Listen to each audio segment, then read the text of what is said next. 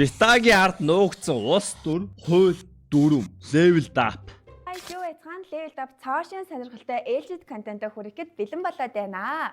Та нар ер нь GTA тоглож байхдаа за ер нь шулуухан хэлэхэд те тоглоом дотор одоо хин нэгний машиныг булаагаад тэгээ хүн зодоол дээрэмдээл явж байхдаа эсвэл цагдаа нарт ингээл хөөгдөж байхдаа ч юм уу те ядаж нэг удаа хууль дүрмийн талаар бодож ирсэн үү? Тийм бол комментээр сэтгэлээ хуваалцаарай. Хэрвээ тэгж байгаагүй бол энэ тоглоомын зохиомл Америкийн нэгдсэн улсад бас хууль дүрм байдаг байх нэ. За бүр байхдаа айгүй сонирхолтой заяа. Тэгэхээр өнөөдөр хэдүүлээ GTA тоглоомын улс төрийн цаана яг ямар сонирхолтой зүйлс байдгийг олж мэдэх болно. Лайк сабаа дарсан бол тоглон суугаад хүлээн авна. Окей. GTA ертөнц бол бодит амьдралаас нэлээд ялгаатай, саркастик өнгө аястай ертөнц. Энд энгийн хүн болоод төрчөөг наз гэж хэлж болно. Хизээ хаанаас хинж гарч ирээд алчиж магадгүй ертөнц шүү дээ. Заримдаа бүр хотон дайны талбар болох ч үе. I'm him. Тэ. Энэ өгч байгаа нь би биш. Энэ наанд байгаа нь би байхгүй юу? That's me. You are him, okay? Би та зүгээр машинаа унаад ажилдаа явж байхад чинь нэг нөхөр машинаас чинь суг татаж гаргаад машиныг чинь унаад алга болоод өгнө. Өөрийн чинь алчхаагүй нааз гэж бодоод үлдэнэ. Энд гэхдээ бас хууль дүрм, улс төр, засгийн газар гэж би. Гэхдээ улс төрчд нь би таны амьдралыг сайжруулахгүй. Гэхдээ яаж л улам дордуулахгүй. Одоо ууснаа сурчилгаа хийгээд явах нь хүртэл хэмээн үзэгдэл юм. Ер нь бол GTA-ийн хууль дүрм, улс төрийн мэдээллүүд нь зүгээр л үндсэн даалгаврууд дээр ил байж байдаггүй юм. Ихэнх нь радио нэвтрүүлэг, ТV-ийн реклам, мэдээний булан, тоглоомын доторх интернет сайтууд бүр заримдаа NPC-нүүдийн яриануудад нуугдсан байдаг. Тийм болохоор тоглогчид анзааралгүй өнгөрдөг байна. Тэгвэл өнөөдөр хэдүүлээ GTA-ийн доторх энэ зохиомл Америкийн нэгдсэн улсын дотоод улс төрийн ард яг ямар сонин хажин зүйлс нуугдсан байдгийг ухаж төнхөцгөөе. За. Ер нь бол GTA гэдэг нэрний ард 3 өөр ертөнц байдаг. Marvel шиг мультиверстэй гэх юм уу та. GTA 2D ертөнц, GTA 3D ертөнц, GTA 4-өөс хойш. Энэ 3 ертөнцийн үйл явдал хоорондоо шууд огтлцдаггүй юм.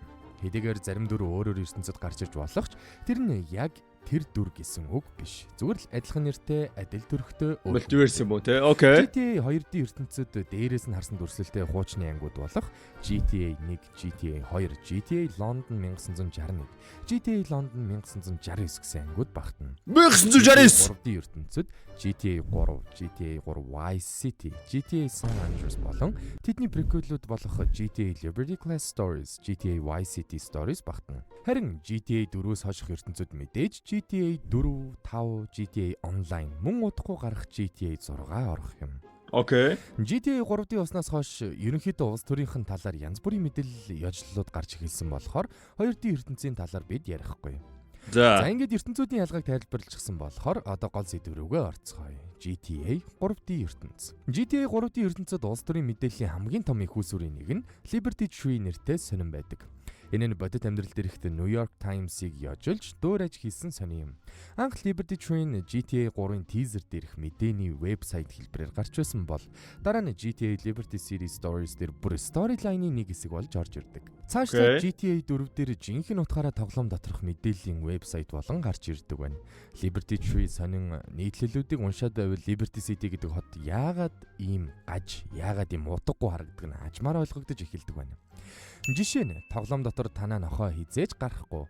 Үүнийг Rockstar зүгээр нэг техникийн хязгаарлалтын улмаас хасаагүй юм аа. Харин Liberty City-гийн хотын захиргаа нохоо тижээхийг хориглосон байдаг учир нь нохооны идэх, баах, хээлтэх, сүүлээ авчих нь хотын амьдралын чанарыг муутгах байна гэж үздэг байна. Тэгээд бүр хотын зөвлөл санал нэгтэйгээр нохоог хориглосноор амьдралын чин чанар эрс сайжирсан гэд дүгнэж биччихсэн байдаг. Гэхдээ гайхалтай нь нохоо байхгүй хотод нохооны хоол үйлдвэрлэдэг Beijing Dog Food гэдэг үйлдвэр байдаг нь бас хачирхалтай. Тэр үйлдвэр нь бүр GTA 3-ын үндсэн storyline-д орж ирдэг. Гол дүр нь тус үйлдвэрийн GTA 3 би тоглож байгаагүй санагдаад тах. 4-ийг тоглосон санагдаад байна. Marty Chunks тусалж гимгүү хүмүүсийг тийш нь хөргөж өгдөг байна. Харин дараа нь тэр хүмүүсийн зогсож чатнууд олсон хүмүүсод байгалах. Гэхдээ хотод нохоо байхгүй. Тэгэхээр тэр хоолыг хэн авч хэн иддэг юм бол? Цогцсон нохоо олох юм уу? Технологийн өсөр.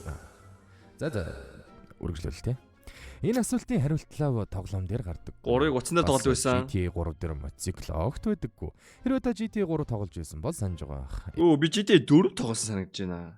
Яг уу анхны 3D сайтаагаар тоглосон гэж юу бэ? Тарч юм уу? Мотоцикл орлог болох л та. Харин 2005 онд гарсан prequel болох GTA Liberty City Stories дээр мотоцикл оруулчихсан байдаг. Харин үүнийхээ тайлбарыг тэд бас GTA Liberty City Stories дээрх эвтэйхэн оруулсан нь мотоцикл хүүхдүүдийг алж байна гэсэн үндэслэлээр тэдгэрийг хориглох гэж байгааг тайлбарласан хотын зөвлөлийн нийтлэлийг тоглоомд оруулж өгчээ. Өөрөөр хэлбэл тоглоомын техникийн хязгаарлалтаа улс төрийн шийдвэр болгон эвтэйхэн тайлбарлсан байна. Liberty Tree-гийн гарчгуудаас тухайн хотын ерөнхий байдал шууд харагдана. Уралдаад байгаа юм биш үү? Зурагт үз. Liberty City-д аялал жуулчлалын салбар байхгүй гэдгийн тайлан баталлаа. Байгаль орчны бохирдол эрүүл мэндэд нөлөөлөхгүй. Годомжинд дээрэмчид ноёрхож байна. Авилга хаасайгүй байна. Дотоод хяналтын алба Якуза ба цагдаагийн холбоог шалгаж байна гэх мэт. Боловсрол эрүүл мэндийн байгууллагууд нь ажиллахгүй, гэмт хэрэг газар авсан, авилгад идэгдсэн. Готэм юм шүү. Нохой тижээхийг хориглож, мотоцикл унахыг хориглож байдаг те. За бас зарим зүйлс нь нэг л таньсаж гэж байна. Liberty City-гийн хувьд яагаад ийм байдал хүрсэн нь нэг хүний нэртэй холбогддог. Ой, би санчлаа. Юу лээ нөө Tried Right-тай холбогдож юу лээ? Тэр чинь саанд ирсэн шүү дээ. Энэ бол Liberty City хотын дарга.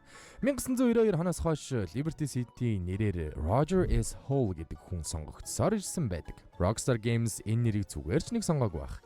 S. Hall гэдэг үг нь англиар нэгэн бүдүүлэг утгатай үгтэй авианы хувьд дуудагддаг л да. За өөрөөр хэлбэл нэрнээсээ л эхлээд энэ хүн хинбэ гэдгийг ойлгох гэсэн тохиол байж. Гэхдээ Roger S. Hall бол жинхэнэ эрх мэдэлтэй хүн нь биш юм. Тэр бол зүгээр л нэг утсан хүүхэлтэй. Тийг үнэндээ Frank Forelli гэх Liberty City дэх Итали мафийн гэр бүлийн дон удирддаг. Forelli-гийн шаардлагаар мэр өөр нэг гэмт хэргийн бүлгийн толгойлогч Salvatore Leone-ыг баривчлах гэж оролддог. Гэхдээ энэ явдал нь түүний хувьд муугар төгсдөг л дөө. GTA Liberty City Stories-ийн гол дүр Tony Cipriani-г өглөөний гүйлтэд хийж байхад нь Belleville Park-д буудаж хөнөөдөг. Үүний дараа Леоны гэр бүл хотыг бүрэн хяналтандаа авна. Харин Мэри оронд дараагийн тохиромжтой утсан хүүхэлтэйг хайж эхлэх нь байна. Удалгүй Liberty City-д нэгэн амжилттай бизнесмен иргэн ирнэ. Түүний нэр бол Donald Love. Donald Love бол Liberty City-гийн зүгээр нэг бизнесмен биш, харин хэвлэл мэдээлэл, улс төр, нийгмийн уур амьсгалыг нэг дор атгаж чаддаг цөөхөн хүмүүсийн нэг юм. Тэр бол Love Media корпорацийн үндэслэгч тэр бомтон. Өөрийгөө олон нийтэд амжилттай сурталчилж чадсан хүн юм. Амьдралынхаа ихэнх хугацааг Vice City-д өнгөрүүлсэн тэрээр үл хөдлөх хөрөнгийн салбарын нэр хүндтэй мэрэгжилтэн Avery Carrington-ы туслахаар ажиллаж, бизнесийн арга ухааныг тэндээс сурсан байдаг. 1980-ад оны төгсгөлөөр Liberty City-д нүүж ирээд бизнесийн эзэнт гүрнээ босгож эхэлнэ. Ингээд Donald Love-ийн дүр танд хэнийг санагдуулж байна? Rockstar Games түүнийг бодит амьдрал дээрх Donald Trump-аас санаа авсан нь нээлт. Гэхдээ шууд холборлаагүй, харин зарим нэг нарийн дэтейлүүдийг нь харуулж өгчээ. Жишээ нь түүний зүүдэг загварлаг занга. Trump залуудаа яг иймэрхүү занга байнга зүүдэг байсан. Нүдний өнгөнч адил, нэр нүртэл Donald. Гэхдээ ижил төстэй байдал зөвхөн гадаад төрхөөр дуусахгүй. Rockstar Games Trump-ийн намтрын зарим хэсгийг хүртэл Love-ийн түүх рүү шингээж өгсөн байдаг. Donald Love-ийн улс төрийн карьер 1998 онд Liberty City-гийн мэрийн сонгуульд нэр дэвснээр эхэлдэг байна. Гэхдээ тэр сонгуульдаа ялагддаг л да. Сонирхолтой нь Donald Trump ч яг 1998 онд улс төрийн салбарт анхаарч Америк нэгдсэн улсын ерөнхийлөгчийн сонгуульд өрсөлдсөн ч амжилт олж чадаагүй юм. Давхцал уу эсвэл санаатын яжлал уу? Ой. Одоо ч Америкийн ерөнхийлөгч чинь Donald Trump шүү дээ, тэ? Дахиад сонгогдсон, тэ? Буцаад. Одоо дайн гарах шийдвэр чинь Donald Trump гаргаад байгаа, тэ? Окей. Энэхүү бичлэгийг та бүхэнд өргөхөд туссан Кезагт баярлалаа. Кезаг дээр та бүхэн 24 цаг тутам үнэгүй хайрцаг задлах боломжтой. Мөн өөрт байгаа скинээ илүү гоё скинээр сайжруулаад авч болно. CDS-ийн кодыг ашиглан 20% урамшуул болон $1 үнэгүй аваарай. Мэдээж CDS-ийн кодыг ашигласан хүмүүст giveaway байгаа шүү. Та бүхэн амжилт хүсье. Баярлалаа. Хоёулаа тансаг амьдралын хэм маягтай хот. Тэр дайны талаар мэдээлэл мартцсан байгаа юм биш те. Дэлхийн 3 дугаар дайны нэр мэдээлэлтэй хүн байна уу? Америк шаагаад энэ шалгуулад хэлээд өгөх юм байна уу? Энэ захад байрлах асар том хар штэ. Өөрснийхөө амьдралыг бусдаас нуудаггүй. GTA ертөнцид Donald Love-ийн тухай Liberty King нэртэй бүрэн хэмжээний кино хүртэл хийгдсэн байдаг. Шалгуулж байгаа. Тэр киноны постерыг GTA Liberty City Stories болон GTA 5-нд дээрч харж болно. Бас нэг сонирхолтой баримт бол GTA Liberty City Stories дээр Donald Love руу халдлага үйлдэх оролдлого гардаг. Харин бодит амьдрал дээр 2024 онд Donald Trump сонгуулийн кампанид ажлын үеэр халдлагад өртсөн юм.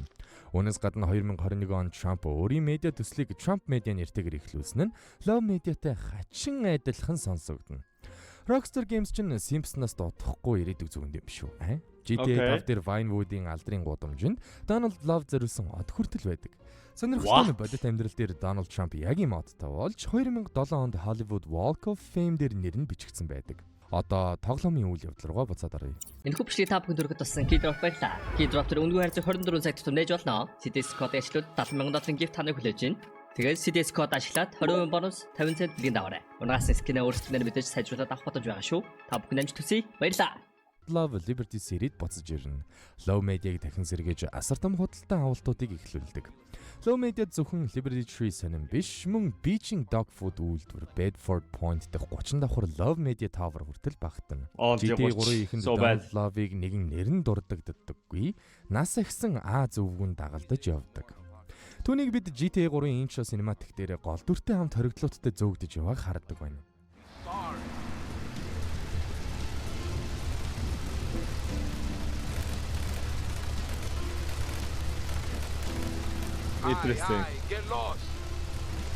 Дараа нь энэ хоёр Liberty Series-ээс оргон зайлж Мафаас нуугддаг юм. Түүнээс хойш юу болсон тодорхойгүй хэвээр үлджээ. Магадгүй GTA 6 дээр тодорхой болох байх. Гэхдээ GTA-ийн ертөнцийн улс төрийн илэглэл Donald Glover дуусаагүй юм. Дараагийн жишээ бол Jock Cranley. Анх Jock Cranley гэдэг нэрийг бид GTA Vice City Stories дээр л олж харсан юм. Тэр улс төрч биш харин 1980-ад оны акшн киноны stuntman орлон тоглогч байжээ. Stunt Double гэдэг шиг телевизийн шоунд орсноор олны танил болсон юм. Mainframe гэдэг кинонд тоглосон. Харин тэр киног нь продюсерлсан компани нь Love Media. Тэр үед Cranley улс төртэй огт хамаагүй зүгээр л Vice City Vinewood-ийн хямдхан алдартнуудын нэг л байв. Харин GTA 5 дээр Jock Cranley гинэт stuntman биш, харин San Andreas мужийн захирагчид нэр дэвшигч улс төрч болон гарч ирнэ. Түүний сурчлагын видеог үзээд та итгэхгүй дээ. Ястай ичхүр сонжургүй шааж өгнө дөө. Пүү. Намаг Jock Cranley гэдэг би Vinewood-ийн stuntman байсан. Action киноны stuntman, жүжигчин. Харин одоо би San Andreas мужийн захирагчид нэр дэвшиж байна. That's crazy. Монголч цагаачдаг үзэн яддаг. Хөгжлийн бэрхшээлтэй хүмүүсийг үзэн яддаг. Би нэгдлийг үзэн яддаг. Цагдаа нарыг үзэн яддаг. Хөгшин эмээ нарыг ч үзэн яддаг. Гэхдээ наад зах нь та миний хэн болохыг мэдэж байна. Миний өрсөлдөгч Sue Murray бол бүхнийг мэдэх царайтай өлөгчин. Хүмүүс туслах нь хүмүүс туслах хамгийн сайн арга гэж өлөг болтол давтдаг. Харин би Skyscrapers шүкрээр өсөрж байсан. Би хотын төлөвлөлт гэж юу болохыг мэднэ. Бид хэд удаан хүмүүсийг хайрлаж ирлээ. Би танд туслах гэж гараа сунгахгүй. Би танд дунд хуруу өгч байна. Fuck you. Jock Cranley. Намайг сонгож өөрсдөө. He got my vote. Take my vote. Yeah. Өөрчсөн хотлоо шаахгүй юм да тий. Cranley 1952 онд Blaine County Масок шүү. Yeah. төрсөн. Эдэн ихтэй баг эдэн шаажтай. Одоо stuntman болж алдаршихыг мөрөөддөг байв. Гэхдээ түүний эхнэр Jolon Cranley Evans энэ замыг нь эсэргүүцдэг байв. 1978 онд тэдний хооронд маргаан гарч Cranley эхнэрээ хаднаас түлхэж унгаасан хэрэгт холбогдно.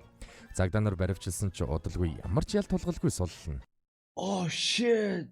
Та энэ сүнс биднэстэй. Энэ бол GTA манай мэддэг юм ороод ирсэн. Хэрхэн ажилтгийг харуулсан явдал байв. 2013 онд Cranley stuntman амьдралаа орхиод улс төр рүү орж консерватив намын гол нэр дэвшигч болов. Sue Murray түүний эсрэг арчилсан намаас нэр дэвшин. Одоо Sue Murray-гийн сурчлагыг сонсоцгоё. Ухаамуутай консерватор Cranley дахиад л хуучнараа сөрөг сурчлагаа ашиглаж элдв үгсээр доромжилсаар байна. Энэ мужиг зөв замд нь эргүүлэн оруулах үүргийг та хүнд даатгах вэ? Хар тамхичин олон удаагийн тархины дөргөл авсан задгай амьдралтай хуучин stuntman дөө. Эсвэл жирийн хүмүүст дээрэнгүй өнгөөр ярьж чаддаг, жинхэнэ либерал шиг айшилдаг, амжилттай яваа, салсан сургуулийн багш дөө. Sue Murray олон жилийн турш хүмүүсийн дээрээс харж ярьсаар ирсэн. Одоо харин тантай ч бас дээрээс харцахыг хүсэж байна. Sue-д San Andreas мужийг хөл дээр нь босгох төлөвлөгөө бий. Улсын зардлыг асар ихээр нэмэгдүүлж нийтийн радио руу томоохон хөрөнгө оруулалт хийн. Холбооны хамгийн бага татвар 49%, мужийн татвар 25% болгож Sue-гийн шилдэг нэгтлэнгуудаас бүрдсэн баг. Хин юу хүртэх ёстойг илүү сайн мэддэг. Хүний 74% татвар. Хөнгөлөлтүүдэд их хэмжээний хөрөнгө оруулалт хийн. Мужийн засаг даргын сонгуульд Sue Murray саналаа өгнө. Би Sue Murray. Энэ мэдээллийг би өөрөө баталж байна. За ямар сонголтуудын ийм л байна да. Тэгэд хин яасан бэ гэж юу? Би гэхдээ стил 74% татвар is crazy. Юу гэсэн үг юм бэ? Тэг би 74% татвар төлөхгүй бол би зүгээр жок саналаа өгөх юм байна. 2013 онд сонгуулийн үр дүн үнэндээ тодорхойгүй үлдсэн юм. Гэхдээ дараагийн үйл явдлуудыг харахад Cranley ялагдсан бололтой. Учир нь 2018 онд гарсан Arena War update дээр Jock Cranley дахин гарч ирэхдээ захирагч биш, харин Arena дээр их спортын тайлбарлагч болсон байдаг. Та гэхдээ алинд нь саналаа өгөх байсан бай. Cranley дүү эсвэл Okay, chat. It's time to vote. Joke Sue аль нэг л сонгоно шүү. Joke эсвэл Sue аль нэг нь. Come on. Юу вэ? Chat ч ихтэй Joke шааж дээ. Ни батар шааж. Чи манай код өгдөч. За. Сонгуул сэтээс ялсан заа. дүү. Аль сурчлагаа нь танд илүү таалагдсан бай. Комментаар үлдээгээрэй. За, цааш нь үргэлжлүүлээд би дараагийн дугаар дээр ярьж өгье. Тэгэхгүй бол хитрхи урт болох гэдэг байна. Bye. What you mean? What? Part 1. Oh my god.